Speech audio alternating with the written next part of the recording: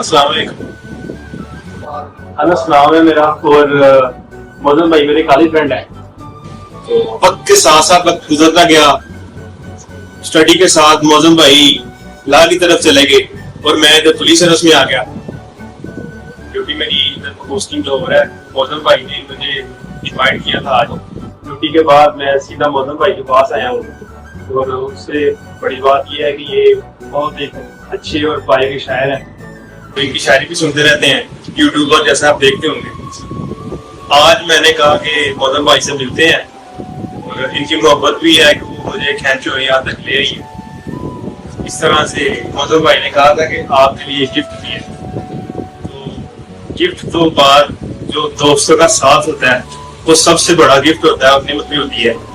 लेकिन इनकी जो गिफ्ट है वो गिफ्ट को मैं इस्तेमाल करूंगा तो वो एक खूबसूरती के अलावा मेरी खूबसूरती में और इजाफा होगा। तो इनके साथ मैं बैठा हूँ, ये भी एक खूबसूरती है, ये वक्त कीमती है, लेकिन जो मैं चीज इनसे लूंगा तो मेरे पास रहेगी और इनकी यादों के अलावा एक प्रैक्टिकली भी वो चीज मेरे साथ रहेगी तो इस्तेमाल करूंगा।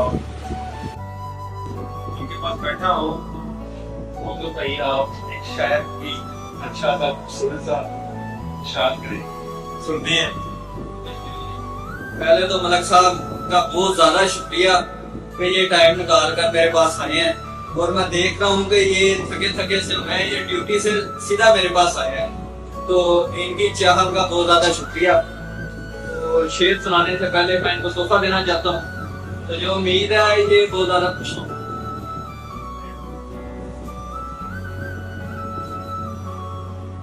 ये मलक साहब के लिए है।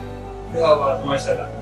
और ये आप चेक करें, ये मौजूद भाई का जो है लोगो है यूट्यूब पर, जो चैनल है इनका, और इनकी बैक साइड भी है मेरे ख्याल से खामोश इश्क। इस तरह इंस्टाग्राम, यूट्यूब, फेसबुक पर इनका जो है पेज भी है, आप भी फॉलो करें और सब्सक्राइब करें।